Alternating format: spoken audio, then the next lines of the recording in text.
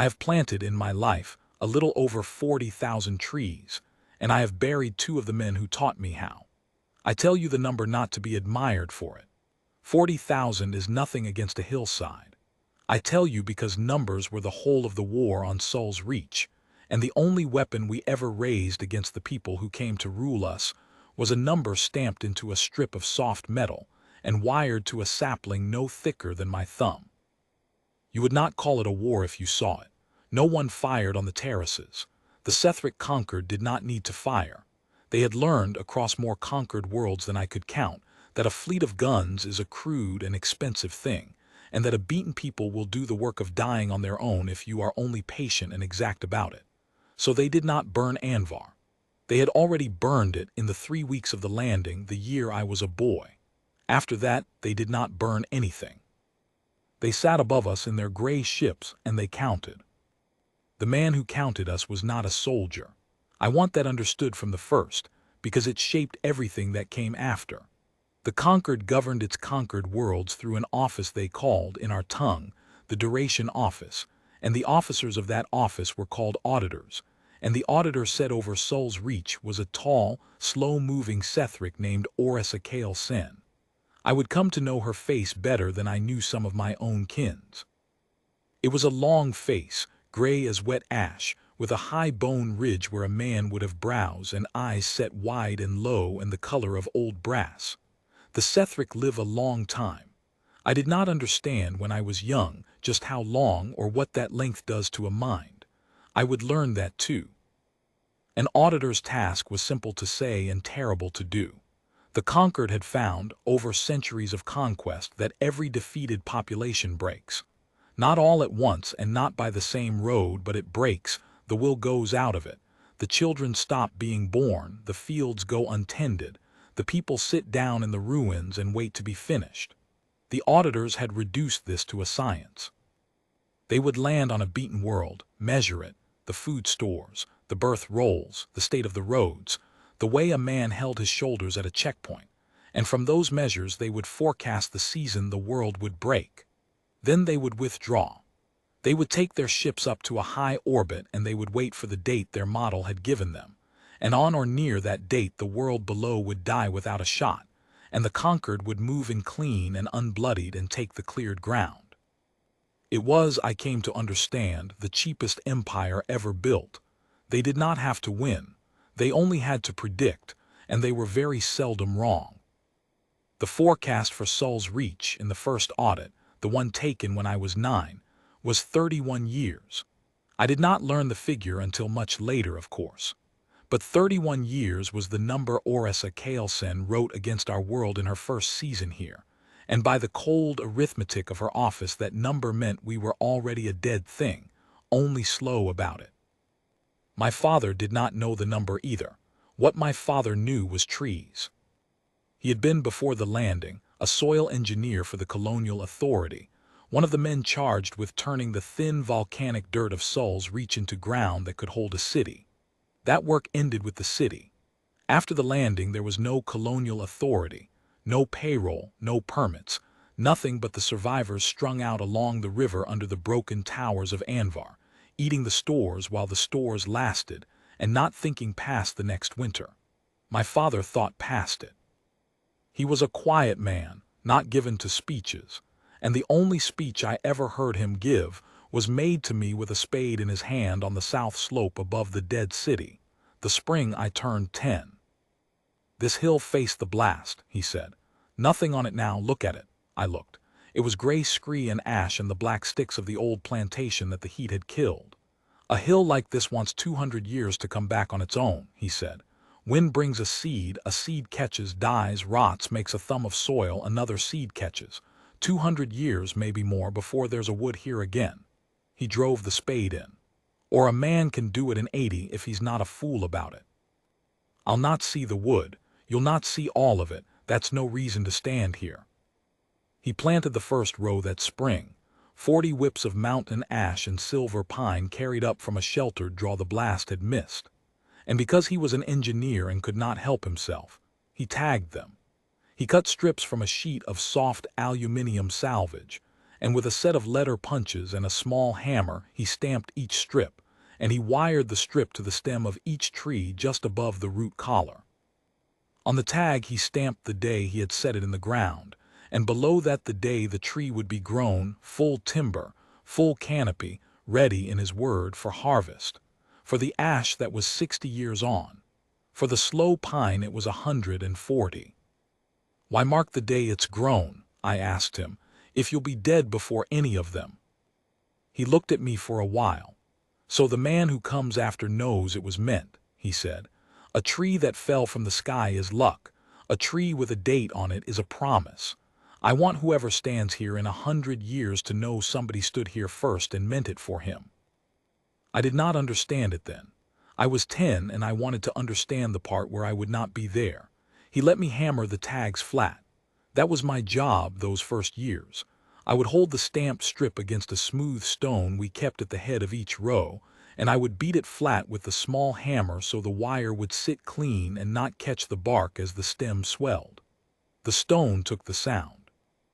It was not a ring like an anvil. It was a dull, close knock, a sound that went into the ground and stayed there. I must have made that sound 40,000 times in my life. I can make it now in my head lying here. It is the truest sound I know. The auditor first came up to the terraces the year I was 17. By then there were 6 terraces cut into the south slope, and the first of my father's rows had closed canopy, and you could stand in the shade of trees that had been ankle-high black sticks when I was a boy. We had not done it alone. Word had gone along the river that there was work and food and something like a reason on the south slope, and families had come up out of the ruins to join it, and there were perhaps 200 of us living in the long terrace houses by then, planting in the spring and the autumn, hauling water in the dry, cutting the channels, stamping the tags. We did not think of it as defiance. We thought of it as the work. The conquered ships hung in the high sky and we did not think of them much at all. Which I understand now was itself the thing they could not forgive. She came up the cut road on foot, with 2 of her clerks behind her, and no guards, because the duration office did not believe in guards. Guards, she would tell me years later, distort the measure. A people behaves differently with a gun on it. The auditors wanted us as we were, undistorted, so they could read us true.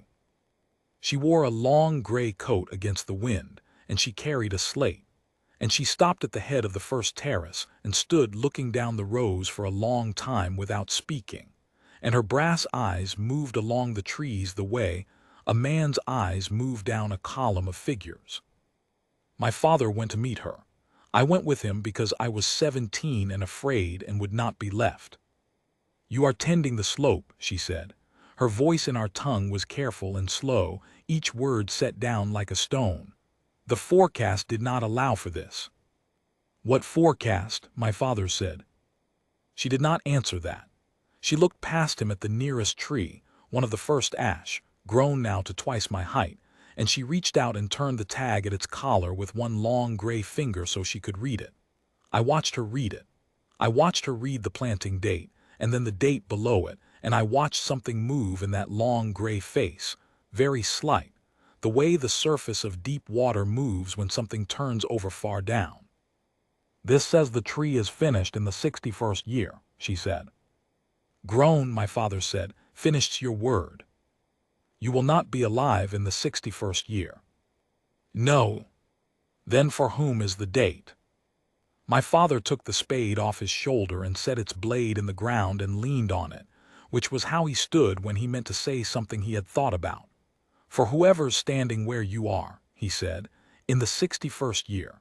So he knows it was meant." She was quiet. The wind came up the slope and moved through the rows, and the young trees made the sound young trees make, a thin, dry rushing, nothing like the deep voice an old wood has.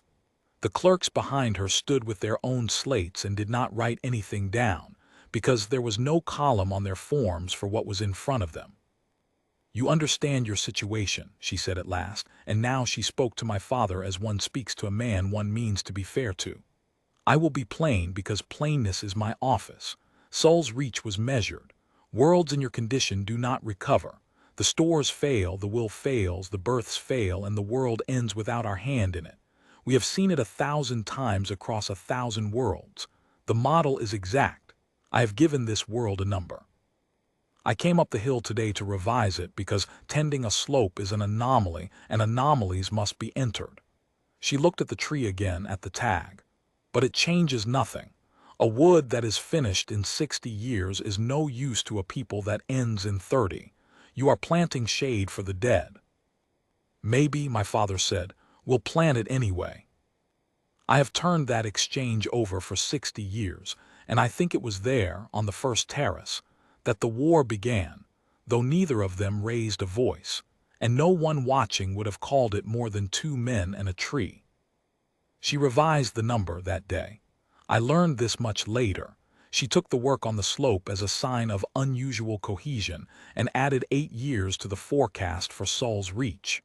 31 became 39. It made no difference to her science. 39 years was still a dead world. She went back down the cut road with her clerks and her slate, and she did not come up the slope again for a long while, and we went on planting, and I went on hammering the tags flat against the smooth stone at the head of each row. My father died in the 11th year of the occupation, of nothing dramatic, a winter cough that went down into his chest and stayed.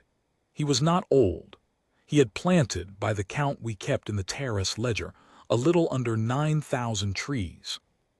We buried him at the head of the 3rd terrace, in the shade of the first ash he had set, and I cut a tag for him from the same soft aluminium and stamped it with his name and the years of his life, and I wired it to the tree, and I hammered it flat against the stone. It was the only headstone he would have wanted, and the only one we had metal for. After that the slope was mine to keep. Not mine to own. We did not own things on the terraces.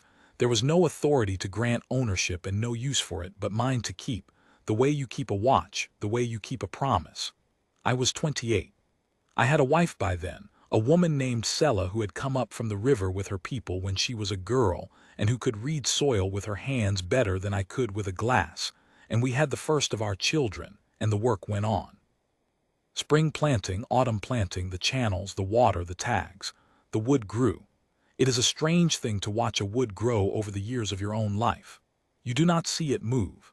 You see it only at the turns. You carry a child up a row, and then one day the child is carrying water up the same row, and the row that was open to the sky is closed over your head in green shade, and you cannot say when it happened. It happened while you were stamping tags. The forecast for Sol's Reach, all those years, kept failing. I did not know this at the time, not in any clear way. We had no dealings with the conquered, but I came to understand it later when Orisa Kael'Sen told me herself, and I will tell it the way she told it because it is the heart of the thing. The model that ran her office, she said, was the finest instrument the conquered had ever built. It had been refined across 800 years and several thousand conquered worlds, and it had never been badly wrong. It took in everything, every measure of a beaten people, the food and the births and the roads and the set of a man's shoulders, and it returned the season the people would break. And on Sol's Reach the model returned a date, and the date passed, and the world did not break. So the model revised, drawing in new measures, and returned a later date, and that date passed, and still the world did not break. And this happened again and again, and the dates the office gave for our ending marched out ahead of us year by year, and we walked under them and did not notice them and went on planting. The office's discipline forbade an auditor to act on a world directly. To interfere is to distort the measure. And so for the longest while she could only watch and watch her forecasts fail. It is a hard thing for a creature whose whole life is exactness to be exactly wrong about the same thing for 30 years. I think it would have broken a human auditor. The Sethric are made of patience. But even the patient have a place where the ground gives, and hers gave in the 34th year of the occupation. When she came up the cut road a second time, an old woman by then in her own long-lived way, and found me at the head of the 2nd terrace, hammering a tag flat against the stone. I was 51. The wood above me was full, The oldest of my father's ash were 40 years grown and ran with sap and birdsong, and the slow pines he had set were halfway to their 140. I had a grandson on my hip, my daughter's boy, a heavy, quiet child of 2 who liked the sound of the hammer. I had a fresh whip of silver pine standing in its planting hole, the soil dressed around it, and I was wiring its tag. She came up the row and stopped a few feet off and watched me work, and I knew her at once, though it had been 34 years, because the Sethric changed so slowly that a generation of ours is a season of theirs. The brass eyes, the high bone ridge, the gray coat, the same or its twin. I did not stop working. That was not defiance. It was only that the tag was half-wired, and you do not leave a tag half-wired any more than you leave a wound half-stitched. I finished the wire. Then I held the stamp strip flat against the smooth gray stone at the head of the row, and I beat it flat with 3 blows of the small hammer, the dull close knock going down into the ground, and the boy on my hip laughed at the sound the way children always did. "I have come to ask you a question," she said, when the hammer was still. "I have authority to ask it. I do not have authority to compel an answer, and I will not." "Ask," I said. "What does the tag say?"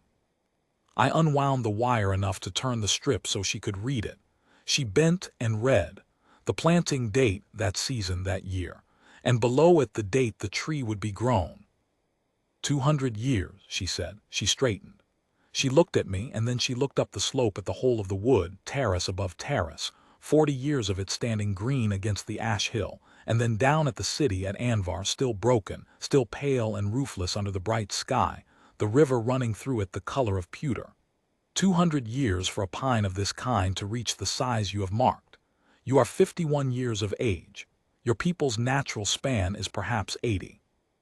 Your grandson, she looked at the boy, with fortune 100.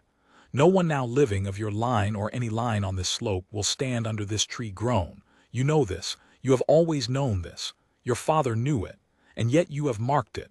Marked it as a thing meant, a thing promised, dated and stamped and finished in the record before the first leaf is on it. She stopped.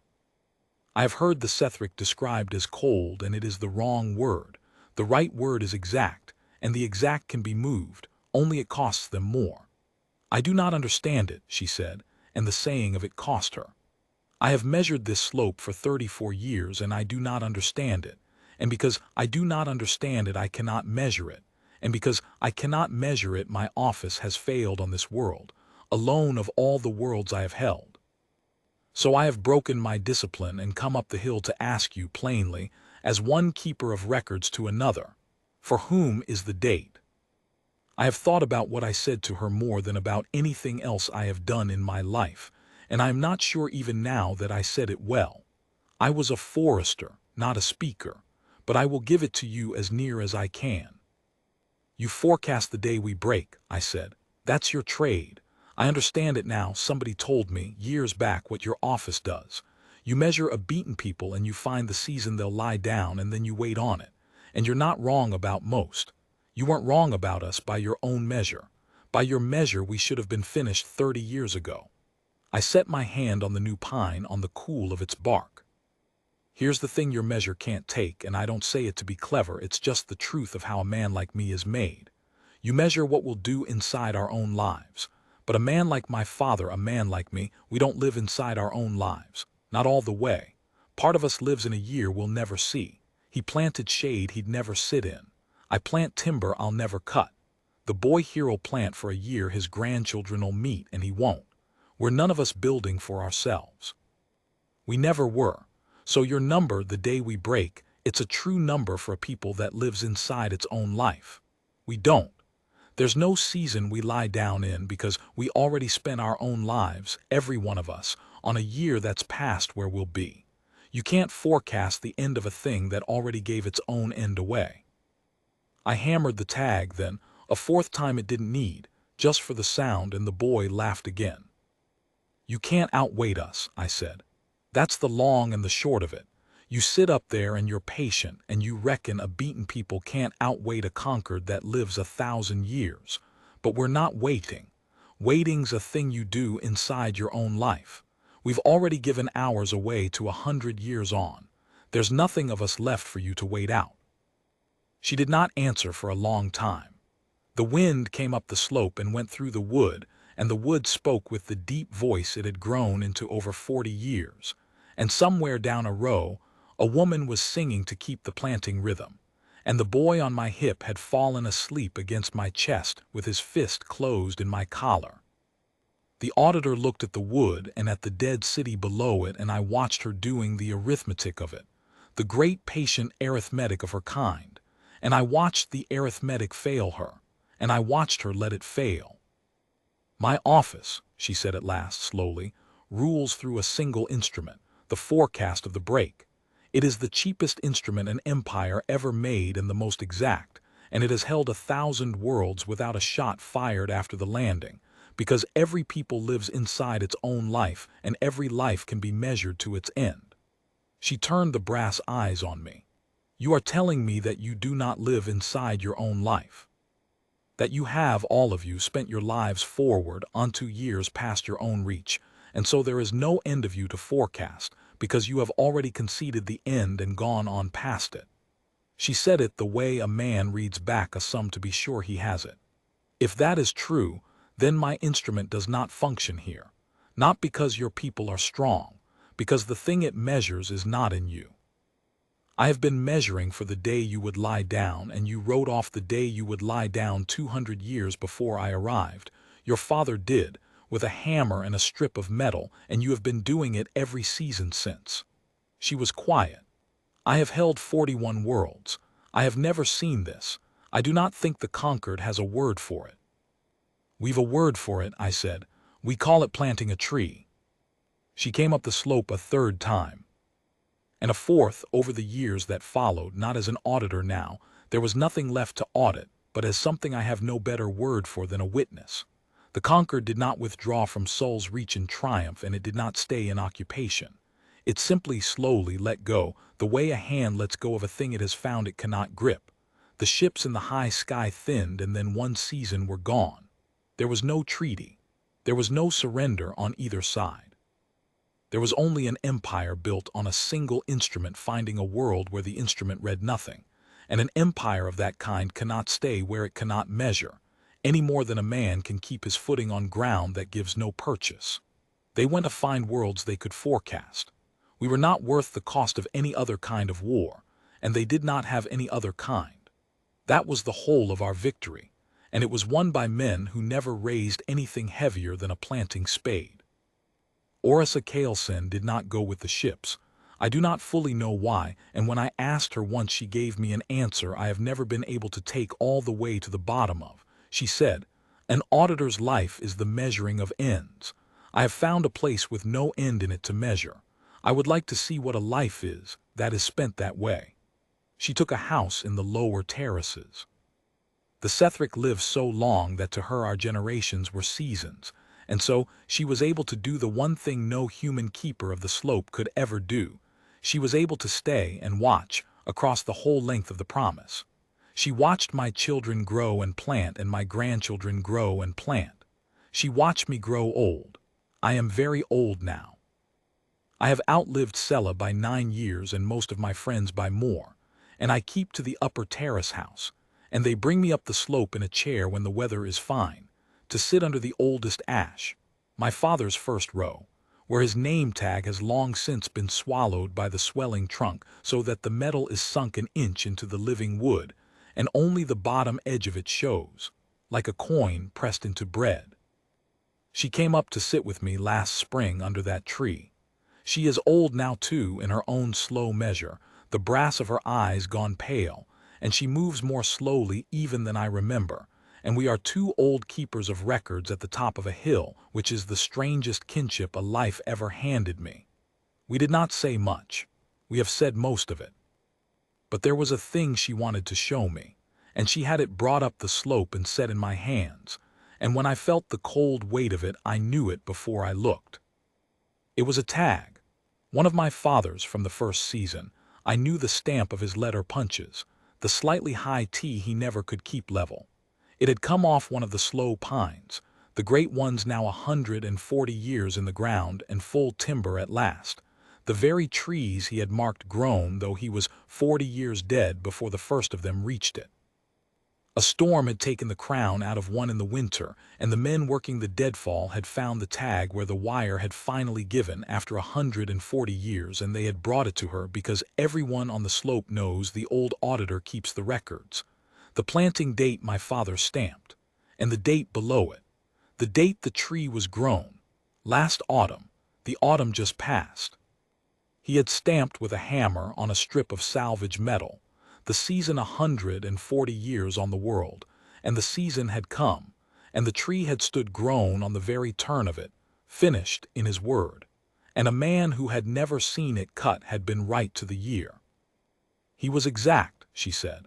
She was looking down the slope at the wood, the great green length of it covering the south hill from the river to the ridge, the dead city of Anvar long since roofed and living again in its shade. There were children working a fresh planting on the new ground at the eastern edge, the youngest terrace, cut only this year. I spent my life on exactness, she said, and I never once was exact about a thing that mattered. He was exact about a year he would never see with a hammer, and he was right. She gave me back the tag, folded my old fingers over it. I came to your world to forecast the day you would end, she said, and I have stayed long enough to be wrong by 200 years, and I find I am glad of it. That is not a thing my office has a word for either. Down on the new ground the children had a sapling in its hole and dressed, and one of them my great-granddaughter, a thin, grave girl of 9, the age I was when my father gave me his only speech, was kneeling at the head of the row with the stone and the small hammer, and a fresh strip of metal she had stamped herself. I watched her hold it flat against the stone. I watched her beat it flat 3 blows, the dull close knock going down into the ground, the sound I have made 40,000 times and will not make again. The wind brought it up the slope to where the two of us sat, the old forester and the old auditor under the first tree, and I heard, under the knock of the hammer, the deep voice of the wood that was rubble when I was a boy. I asked the girl when they carried me down past her, what date she had stamped. 200 years, she said, not looking up from the wire, her father's frown already on her, the work already more to her than the man asking. So whoever's standing here then knows it was meant. I told her that was the right answer. I did not tell her it was the whole war. She would learn that or she would not, and it would not matter to the trees. I closed my hand on my father's tag, the cold of it, the high crooked T, and I let them carry me up to the house in the last of the light, and the hammer went on behind me down the row, marking out 200 years the way it has marked them my whole life, the way it will mark them after me, a small sound, going into the ground and staying there.